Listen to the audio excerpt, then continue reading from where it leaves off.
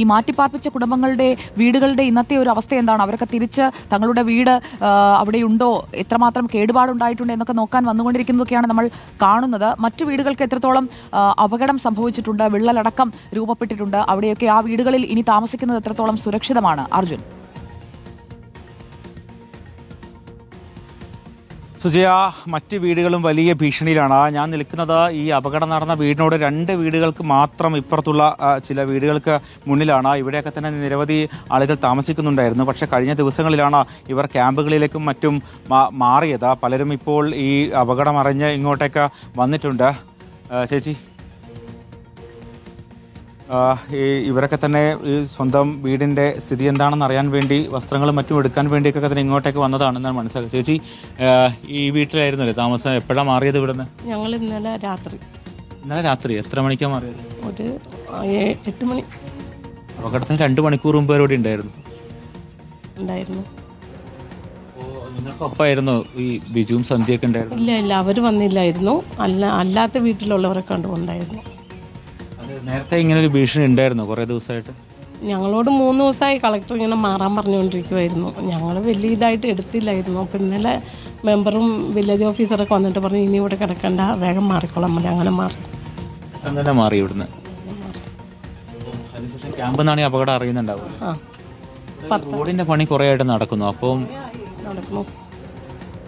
മണ്ണെടുത്ത സമയത്തൊക്കെ ഒരു ഭീഷണി ഉണ്ടായിരുന്നു, എനിക്കൊരു പേടിയുണ്ടായിരുന്നു. അവിടെയൊക്കെ ഈ പാറ പൊട്ടിക്കുമ്പോൾ വീടെല്ലാം അങ്ങനെ കിടന്ന്, മുകളിൽ പാറ പൊട്ടിക്കുമ്പോൾ വീടൊക്കെ കിടന്ന് ഇങ്ങനെ പിടയ്ക്കും.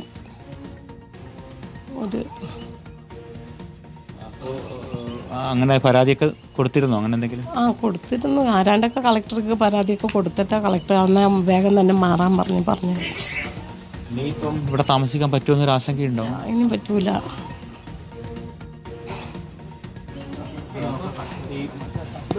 ബിജുവും സന്ധ്യ നിങ്ങളുടെ അയൽക്കാരാണല്ലോ അല്ലേ? അപ്പൊ സ്ഥിരമായിട്ട് കാണുന്നവരൊക്കെ ആയിരിക്കും അല്ലേ? അർജുൻ, വീട്ടിലേക്ക് പോരുമ്പോൾ അവര് ഇവരോടൊക്കെ സംസാരിച്ചിട്ടായിരിക്കുമല്ലോ വന്നിട്ടുണ്ടാവുക. തിരിച്ച് ക്യാമ്പിലേക്ക് വരുമെന്നാണോ? സന്ധ്യയുമായിട്ടൊക്കെ അടുപ്പമുണ്ടായിരിക്കും, അവരുടെ കണ്ണ് നിറയുന്നുണ്ട് പാവം. സന്ധ്യയൊക്കെ പോരുമ്പോൾ എന്ത് പറഞ്ഞിട്ടാണ് പോകുന്നത് അവരോട്?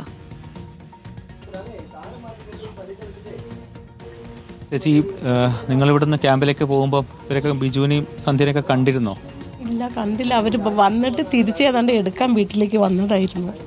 ക്യാമ്പിലേക്ക് വന്നിട്ട് തിരിച്ച് ഏതാണ്ട് എടുക്കാൻ വന്നതായിരുന്നു. അവരെ കണ്ടിട്ടോ സംസാരിക്കാനും കഴിഞ്ഞിരുന്നു? ഞാൻ കണ്ടില്ലായിരുന്നു. ബാക്കിയുള്ളവരൊക്കെ കണ്ടു തോന്നുന്നു, ഞാൻ കണ്ടില്ല. ഞാൻ പണി കഴിഞ്ഞ് വരുമ്പോഴത്തേനും വൈകുന്നേരം ആകും, അപ്പോൾ കണ്ടില്ലായിരുന്നു. ഇതില് ഈ പിന്നെ അവിടെ ചേച്ചി ഈ ബിജുവിൻ്റെയും സന്ധ്യയുടെയും മകൻ 1 വർഷം മുമ്പാണല്ലേ അങ്ങനെ വെച്ചത്? അങ്ങനെ ഒരു കുടുംബമായിരുന്നു. അതുങ്ങളാകെ തളർന്നിരിക്കുമായിരുന്നു. ഇപ്പോൾ ആ ചേട്ടനും പോയി, ആ കൊച്ചു പോയപ്പോൾ തന്നെ അവർക്ക് ഭയങ്കര വിഷമായിരുന്നു. ഇനി ഇതും കൂടെ എന്നാ ചെയ്യുമോ അറിയില്ല. മകളിപ്പം നഴ്സിംഗ് പഠിക്കും. സാധനങ്ങളൊക്കെ എടുക്കാൻ വേണ്ടി വന്നതാ.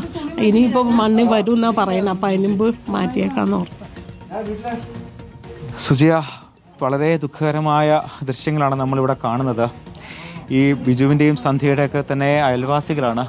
അവരുടെ ഒരു ഞെട്ടൽ നമുക്ക് ഊഹിക്കാവുന്നതേ ഉള്ളൂ അർജുൻ. കാരണം ഇവർ 22 കുടുംബങ്ങൾ ഒന്നിച്ച് ക്യാമ്പിലേക്ക് മാറാൻ നിർദ്ദേശം കിട്ടിയവരാണ്. അതിൽ ഒരു കുടുംബമാണ് ഇല്ലാതായത്. ആ കുടുംബത്തിൽ ഒരാൾ ഗുരുതര പരിക്കേറ്റ് ആശുപത്രിയിൽ കഴിയുന്നു. കാലിന്റെ പരിക്ക് ഗുരുതരമാണ്. ഗൃഹനാഥന്റെ ജീവൻ നഷ്ടമായി. കഴിഞ്ഞ വർഷം മറ്റൊരു ദുരന്തം, 15-കാരനായ മകനെ നഷ്ടപ്പെട്ട വേദന മാറി വരും മുൻപാണ് പിതാവിനെ കൂടി അല്ലെങ്കിൽ ഗൃഹനാഥനെ കൂടി ആ കുടുംബത്തിന് നഷ്ടമായത്. ക്യാമ്പിൽ നിന്ന് പെട്ടെന്ന് പോയി എടുത്തിട്ട് വരാം എന്ന് പറഞ്ഞു പോയവർ ഹാളിലായിരിക്കുമ്പോഴാണ് അവർക്ക് മുകളിലേക്ക് അവരുടെ തന്നെ വീട് ഒരു അപകടമായി തലയിലേക്ക് വന്ന് പതിച്ചതെന്ന് വേണം കരുതാനല്ലേ?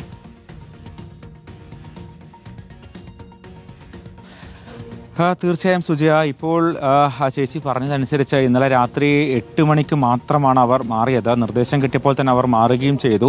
പക്ഷേ മറ്റ് ഈ ബിജുവും സന്ധ്യയൊക്കെ തന്നെ ഇന്നലെ മാറിയിരുന്നെങ്കിൽ പോലും ഇന്നലെ ചില സാധനങ്ങളും മറ്റും എടുക്കാൻ വേണ്ടി ഇങ്ങോട്ടേക്ക് വന്നതായിരുന്നു. അത്തരത്തിൽ നമുക്കിപ്പോൾ ദൃശ്യങ്ങൾ കാണാം. ഇവിടെ ആളുകളൊക്കെ തന്നെ ഒഴിഞ്ഞു പോകുന്നൊരവസ്ഥയാണ്. ഈ വീട്ടിലുള്ള സാധനങ്ങളൊക്കെ ഇവിടെ നിന്ന് കൊണ്ടുപോവുകയാണ്.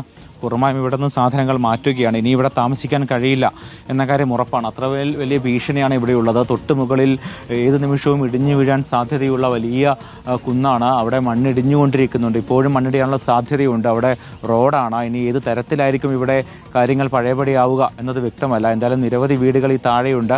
ഇതിൽ ഏതാണ്ട് 8ഓളം വീടുകൾ പൂർണ്ണമായും തകർന്നു കഴിഞ്ഞു. അതിനോട് ചേർന്ന് തലനാരിഴക്ക് എന്ന് തന്നെ പറയാം. തലനാരിഴക്ക് രക്ഷപ്പെട്ടതാണ് ഈ കാണുന്ന വീടുകളൊക്കെ തന്നെ. ഇവിടെ നിരവധി വീടുകളുണ്ട്. ചേച്ചി, നിങ്ങളൊക്കെ ഇന്നലെ ഇവിടുന്ന് മാറിയിരുന്നോ? ഞങ്ങൾ ഇന്നലെ വൈകുന്നേരം ഇവിടുന്ന് മാറിയായിരുന്നു. 7 മണിയോടുകൂടി ഞങ്ങൾ ഇവിടുന്ന് മാറിയായിരുന്നു. മാറാൻ പറഞ്ഞ് ഞങ്ങൾ പഞ്ചായത്തിൽ നിന്ന് ഇങ്ങനെ നിർബന്ധമായിട്ട് മാറണം. അങ്ങനെ ഞങ്ങൾ ഇന്നലെ 7 മണിയായപ്പോഴത്തേനും ഞങ്ങൾ ഇവിടുന്ന് എല്ലാവരെയും ക്യാമ്പിലേക്ക് കൊണ്ടുപോയായിരുന്നു.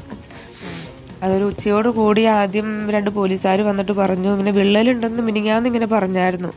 വിള്ളലുണ്ടെന്ന് പറഞ്ഞെങ്കിലും നിങ്ങൾ താൽക്കാലികമായിട്ട് മാറിക്കുമെന്ന് പറഞ്ഞു. അന്നേരം മിനിങ്ങാന്ന് 3-4 കുടുംബങ്ങൾ ഇവിടുന്ന് മാറി. ഞങ്ങൾ അന്നേരം ഇവിടെ തന്നെ കിടക്കുമായിരുന്നു.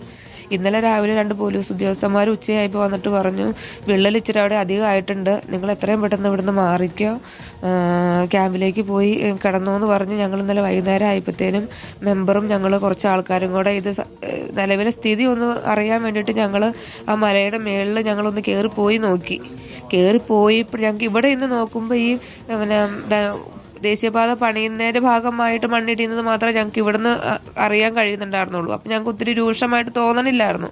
അപ്പം ഞങ്ങൾ മേളിൽ കയറി നമുക്ക് ഇതിൻ്റെ സത്യസ്ഥിതി എന്താണെന്ന് അറിയാൻ വേണ്ടി ഞങ്ങൾ മേളിൽ കയറിയിട്ട് 40 അടിയോളം മേളിലേക്ക് ഞങ്ങൾ കയറി അവിടെ പോയി നോക്കിയപ്പോഴാണ് ഞങ്ങൾക്ക് ഇത്രയും വിള്ളൽ ഇത്രയും രൂക്ഷമായിട്ട്, അതായത് 2 ആൾ പോകുന്നിടത്തോളം വിണ്ട് ഇങ്ങനെ നിൽക്കുന്ന അവസ്ഥയിലാണ് ഞങ്ങൾ കണ്ടത്. അത് ഞങ്ങൾ കൂടെ മെമ്പർ ഉണ്ടായിരുന്നു, ഞങ്ങൾ ഇവിടുത്തെ ഞങ്ങളുടെ അയൽവക്കംകാർ, ഞങ്ങൾ ഇവിടെ കിടക്കുന്ന ആൾക്കാർ, താഴ്ഭാഗത്ത് കിടക്കുന്ന ആൾക്കാർ പലരും ഉണ്ടായിരുന്നു. പോയി കണ്ടതിന് ശേഷം പിന്നെ മെമ്പർ പറഞ്ഞു, ഇത് വളരെ ഇതാണ്, നമുക്ക് ഇനി ഇവിടെ കിടക്കൽ ശാശ്വതമല്ല, ഇത് നിങ്ങൾ മാത്രം മാറി താമസിച്ചാൽ പോരാ, നിങ്ങൾക്ക് എടുക്കാൻ പറ്റുന്ന എന്തെങ്കിലും കൂടെ എടുത്തുകൊണ്ട് മാറാനുള്ളൊരു സംവിധാനം കൂടി ചെയ്യേണ്ട അവസ്ഥയിലേക്ക് നിങ്ങളെ മാറ്റേണ്ടത് അത്യാവശ്യമാണെന്ന് പറഞ്ഞാണ് ഞങ്ങൾ ഇന്നലെ ഇവിടുന്ന് മാറിയത്. പക്ഷെ ഞങ്ങൾക്ക് ഇന്നലെ വൈകുന്നേരത്തെ സാഹചര്യം, രാത്രി 7 മണിയൊക്കെ ആ ഒരു സാഹചര്യം ആയതുകൊണ്ട് ഞങ്ങൾക്ക് ഒന്നും എടുക്കാൻ പറ്റിയില്ല. പക്ഷെ ഞങ്ങൾ ഇട്ട ഡ്രസ്സാലും ഞങ്ങൾ ക്യാമ്പിലേക്ക് മാറുകയും ചെയ്ത്. അവിടെ ചെന്ന് ഞങ്ങളൊരു 2 മണിക്കൂറായില്ല. അവിടെ ചെന്ന് 2 മണിക്കൂറായപ്പോഴാണ് ഇവിടെ ഇടിഞ്ഞു എന്നും പറഞ്ഞ് ഞങ്ങൾ അറിയണത്. പിന്നെ ഞങ്ങൾക്ക് എന്താ ചെയ്യേണ്ടതെന്ന് ഞങ്ങൾക്ക് മനസ്സിലായില്ല. അർജുൻ, അതായത് 8 മണിയോട് കൂടിയാണ് ഇവരൊക്കെ ക്യാമ്പിലേക്ക് പോയതല്ലേ? ഞങ്ങൾ ഇന്നലെ കണ്ടിട്ട് പോയ ഇന്നലെ അത് 8 മണിയോടെയാണ് ക്യാമ്പിലേക്ക് പോയതല്ലേ? അപ്പൊ ഈ ബിജുവും സന്ധ്യയൊക്കെ നിങ്ങൾക്കൊപ്പം വന്നിരുന്നില്ലേ? അവർ രണ്ടുപേരും നിങ്ങൾക്കൊപ്പം വന്നിരുന്നില്ല? ഇല്ല, അവര് വന്നിട്ടുണ്ടായിരുന്നില്ല. അപ്പൊ അവരുടെ തറവാട്, അവര് ഇപ്പൊ പോയ വീടിന്റെ ബാക്കിലേക്ക് കുറച്ച് നീങ്ങി അവരുടെ തറവാടുണ്ടായിരുന്നു. അവരവിടെ അങ്ങോട്ട് സേഫ്റ്റിക്ക് മാറിയായിരുന്നു. പക്ഷെ ഭക്ഷണം കഴിക്കാനായിട്ട് അവർ 2 മാത്രം ഭക്ഷണം കഴിക്കാനായിട്ട് വന്ന സമയത്താണ് ഇത് സംഭവിച്ചത്. അതുകൊണ്ടാണ് അവരതിനകത്ത് പെട്ടുപോയത്. അതാണ് സുജയ പറയുന്നത്. ചെറിയ കുട്ടികളടക്കം ഇന്നലെ ഇവിടെ നിന്ന് മാറുകയൊക്കെ ചെയ്തിരുന്നു. മോളെ, ഇന്നലെ ക്യാമ്പിലാണോ കഴിഞ്ഞത്? അതെ, എനിക്കറിയില്ലായിരുന്നു ഇവിടെ എന്താ സംഭവിച്ചത്. അപ്പോൾ എന്താ അച്ഛൻ വന്ന് നോക്കി. അപ്പം ഞാൻ വിചാരിച്ചു കുറേ മണ്ണ് വന്നില്ലാന്ന്. പിന്നെ ഇവിടെ വന്ന് നോക്കിയപ്പോൾ മണ്ണ് കൂടുതൽ വന്നേക്കുന്നു. എന്താ പറ്റിയെന്ന് അറിയൂല. ഞങ്ങളവിടെ കിടന്നു വട്ട് ഉറങ്ങിയിട്ട് രാവിലെ എണീച്ച് ഇങ്ങോട്ട് വന്ന് എല്ലാ സാധനങ്ങളും എടുത്തിട്ട് എങ്ങോട്ട് പോകണമെന്ന് പറയുമ്പോൾ ഞങ്ങൾ എങ്ങോട്ട് പോകും. ഈ വീട്ടിൽ തന്നെ ഞങ്ങൾ ജനിച്ച് വളർന്നിട്ട് ഇനി വേറെ സ്ഥലത്തോട്ട് പോകണമെന്ന് എങ്ങോട്ട് പോകാനാ? ഞങ്ങളുടെ കയ്യിൽ പൈസ കിട്ടോ ഇല്ല, കൂലിപ്പണി എടുത്ത് ജീവിക്കും. അതാ ഞങ്ങൾ ഇത്രേ ഉള്ളൂ. ഇന്നലെ പെട്ടെന്ന് ഡ്രസ്സ് ഒന്നും എടുക്കാതെ ക്യാമ്പിലേക്ക് പോയത്? അതെ അതെ. പുസ്തകമൊന്നും എടുക്കാൻ പറ്റിയിരുന്നില്ല? പറ്റിയിരുന്നില്ല. കൂടുതൽ സാധനങ്ങളൊന്നും എടുക്കാൻ പറ്റിയില്ല. ഞങ്ങൾ വിചാരിച്ച് അവിടെ മണ്ണ് വീഴൂലായിരിക്കും, ചെറുതായിട്ട് കല്ലൊക്കെ ആയിട്ടാണ് വീഴുള്ളൂ വിചാരിച്ച് ഞങ്ങൾ ക്യാമ്പിലേക്ക് പോയി കഴിഞ്ഞ് ഇങ്ങോട്ട് വന്നപ്പോൾ കുറേ മണ്ണ് ഇടിഞ്ഞ് വീട്ടില്ല, അത് അറിയും. പിന്നെ ഞങ്ങൾ അവിടെ പോയി നോക്കിയപ്പോൾ ഞങ്ങളുടെ ഒരു ഫ്രണ്ട് ഉണ്ടാവും, അവളുടെ വീട് ഫുള്ള് ഇടിഞ്ഞ് വീണേക്കും. എല്ലാം പറ്റിയെന്ന് പറയാൻ പാടില്ല. ഈ കൂട്ടുകാരെ വീട്ടിന്റെ മുകളിലേക്കൊക്കെ അല്ലേ മുഴുവൻ മണ്ണും വീണത്? അതെ, എന്താ സംഭവം എന്ന് പറയാൻ പാടില്ല. ഞാന് ഇന്നലെ രാത്രി യൂട്യൂബിൽ വാർത്തയൊക്കെ കണ്ടായിരുന്നു. അപ്പം ഞാൻ പേടിച്ചു പോയി. ഞങ്ങളുടെ വീട് ഇതിൻ്റെ വീടില്ലല്ലോ എന്നല്ല എനിക്ക് ഇവിടെയൊക്കെ വീടപ്പോൾ എന്തോ പോലെ എനിക്ക് വിഷമമാകും പോലെ. നമ്മുടെ സ്വന്തം കാര്യം നോക്കിയാൽ പോലല്ലോ, എല്ലാവരുടെയും കാര്യങ്ങളും നോക്കണം. ഇങ്ങനെ അവരോട് പണി നിർത്താൻ പറയാൻ പറ്റൂലല്ലോ. അവര് ഇങ്ങനെ പണി നിർത്തൂല. പണി നിർത്തിയാൽ ഇങ്ങോട്ട് കുറേ മണ്ണും പോരൂലേ. അതേപോലെയല്ല അവസ്ഥ. പണിയാനും എന്തിനാ അതേ റോഡ് തന്നെ പോലെ. എവിടെ പോയി കിടക്കും ഞങ്ങളിനി? സ്ഥലത്ത് പോയി കിടക്കാനാ? സ്കൂളിൽ പോയി കിടക്കാം, പക്ഷെ അവിടെ പോയി കിടക്കണമെന്നൊക്കെ ഉണ്ട്. ഭയങ്കര കാറ്റും ജനലിൻ്റെ ചില്ലൊക്കെ പൊട്ടിയേക്കുകയും എല്ലാം ചെയ്യേണ്ടത് അവസ്ഥ ഒന്നും അറിയില്ല. എന്തായാലും പുതിയ വീട്ടിലേക്ക് മാറണം അല്ലേ? ഞങ്ങളുടെ പൈസയില്ല, ഇനി പൈസ കൊടുത്തോണ്ട് മാറണം എന്തൊക്കെയാണ്. സാറിലാട്ടോ, പുതിയ വീടൊക്കെ ശരിയാവും കേട്ടോ. സുജിയ, ഇതാണ് സ്ഥിതി. കുട്ടികളടക്കം വലിയ ആശങ്കയിലാണ്, വലിയ പേടിയിലാണ്. ഇന്നലെ വൈകുന്നേരം ഈ മണ്ണിടിച്ചിൽ ഭീഷണി ഉണ്ടാകുന്നു, അവരോട് ഇവിടെ നിന്ന് മാറാൻ വേണ്ടി പറയുന്നു. അപ്പോൾ തന്നെ അവർ ഇവിടെ നിന്ന് മാറി. ആ കുട്ടി പറയുന്നത് നമുക്ക് വാക്കുകൾ കേട്ടാൽ മനസ്സിലാകും. ഈ കാര്യങ്ങളൊക്കെ തന്നെ കുട്ടിക്ക് വ്യക്തമായി തന്നെ അറിയാം. അതായത് മണ്ണിടിച്ചിൽ, ഈ മണ്ണിടിയുമ്പോൾ പോലും ഇത്രയും മണ്ണിടിയുമെന്ന് വിചാരിച്ചതല്ല. സ്കൂളിലേക്ക് പോകുമ്പോൾ പോലും ഇങ്ങോട്ടേക്ക് തിരിച്ചു വരാൻ കഴിയുമെന്നായിരുന്നു വിചാരിച്ചത്.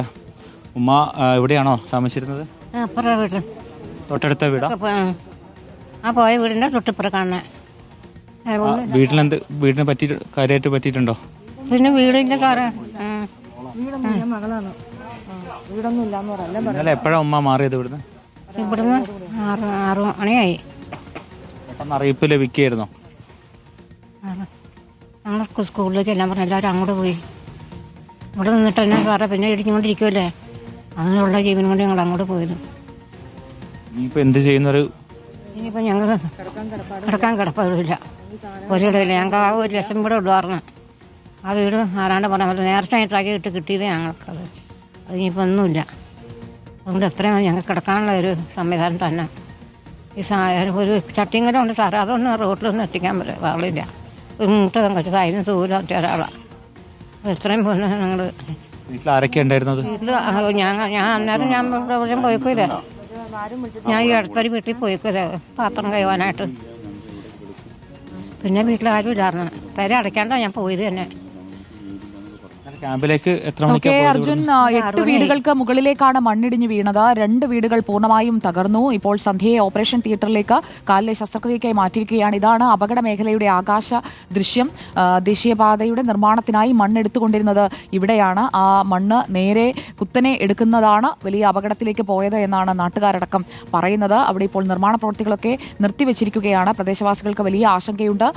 സന്ധ്യയുടെയും ബിജുവിന്റെയും വീട്ടിലുണ്ടായതുപോലെ തങ്ങളുടെ വീടുകളും പൂർണ്ണമായും ഈ മണ്ണിനടിയിലായി പോകുമോ എന്ന ആശങ്ക മറ്റു കുടുംബങ്ങൾക്കുമുണ്ട്. അപകടാവസ്ഥയിലാണ് അവിടുത്തെ വീടുകൾ. വിള്ളലുകൾ രൂപപ്പെട്ടിട്ടുണ്ട് പലയിടത്തുമെന്ന് അവർ തന്നെ പറയുന്നു. ധനസഹായം വേണമെന്നുള്ള ആവശ്യമുണ്ട്, അതോടൊപ്പം മാറ്റിപ്പാർപ്പിക്കണം എന്ന ആവശ്യമുണ്ട്. അപ്പോൾ അതിലൊക്കെ സർക്കാർ അനുഭാവത്തോടുകൂടിയുള്ള ഒരു തീരുമാനമെടുക്കുമെന്നാണ് നമ്മൾ പ്രതീക്ഷിക്കുന്നത്. കൂമ്പൻപാറയിലെ അപകട മേഖലയാണ് പ്രേക്ഷകർ ആകാശ ദൃശ്യങ്ങളിലൂടെ കണ്ടത്. കുറേ പ്രേക്ഷകർ ചോദിക്കുന്നുണ്ടായിരുന്നു മറ്റു വാർത്തകളിലേക്ക് പോകാത്തത് എന്താണ് എന്ന്. നമ്മുടെ മുന്നിൽ ഒരു ദുരന്തം നടന്ന് സ്വന്തം മകൻ ക്യാൻസർ ബാധിച്ച് മരിച്ച 1 വർഷമാകുമ്പോഴേക്കും ആ വീടിന്റെ അത്താണിയായിരുന്ന ഗൃഹനാഥനെ കൂടി നഷ്ടപ്പെട്ട ഒരു കുടുംബത്തിന്റെ വേദനയ്ക്ക് മുകളിലല്ലല്ലോ മറ്റു വാർത്തകൾ. അതുകൊണ്ടാണ്